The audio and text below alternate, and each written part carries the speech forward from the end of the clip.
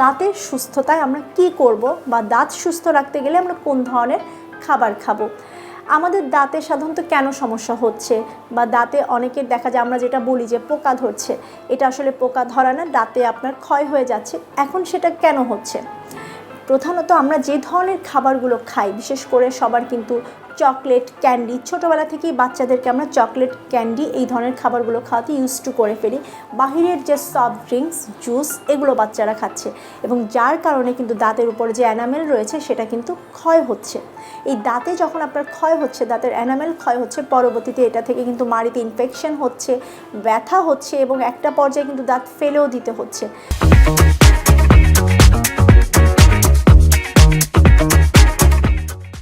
তো এই জন্য কিন্তু প্রথমে যে খাবারগুলো নিষেধ আমি সেটা বলবো, কারণ আপনি যদি ছোটোবেলা থেকেই বাচ্চাদেরকে এবং আমরা নিজেরাও যদি যে ধরনের খাবার খেলে দাঁতের ক্ষতি হয় সেগুলো অ্যাভয়েড করতে না পারি, তাহলে কিন্তু আমাদের দাঁতকে সুস্থ রাখতে পারবো না।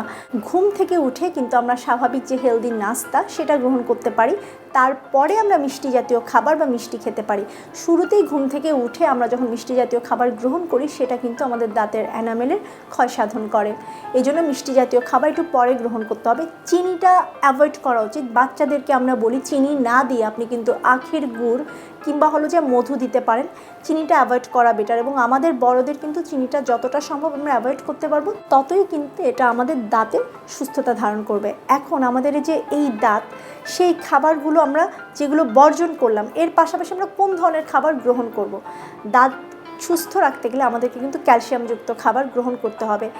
একটা শিশু যখন পৃথিবীতে জন্মগ্রহণ করে তার আগের থেকে কিন্তু আমরা মাকে বলি যে বাচ্চা যখন গর্ভে থাকে তখন থেকেই মায়ের কিন্তু ক্যালসিয়াম সমৃদ্ধ খাবার আমরা খেতে বলি, যাতে হলো মায়ের হাড় স্ট্রং হয়, মা সুস্থ থাকে, পাশাপাশি বাচ্চার দাঁত এবং হাড় স্ট্রং হয়।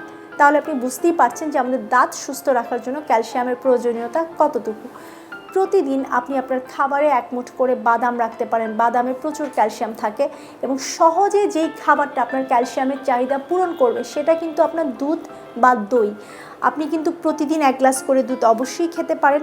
যাদের হলো ক্যালসিয়াম ডেফিসিয়েন্সি বা ভিটামিন ডি ডেফিসিয়েন্সি রয়েছে তারা কিন্তু চাইলে 450 ml করেও আপনি দুধ খেতে পারেন।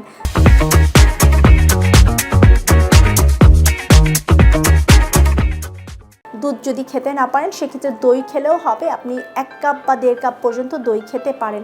দুধ এবং দইয়ের পাশাপাশি আপনার বাদামের কথা বললাম, এরপর আপনি যেটা খেতে পারেন আমন্ড মিল্ক আছে, কোকোনাট মিল্ক আছে, এগুলোতেও কিন্তু পর্যাপ্ত পরিমাণে ক্যালসিয়াম পাওয়া যায়। যদি সম্ভব হয় তাহলে সেগুলোও গ্রহণ করতে পারেন।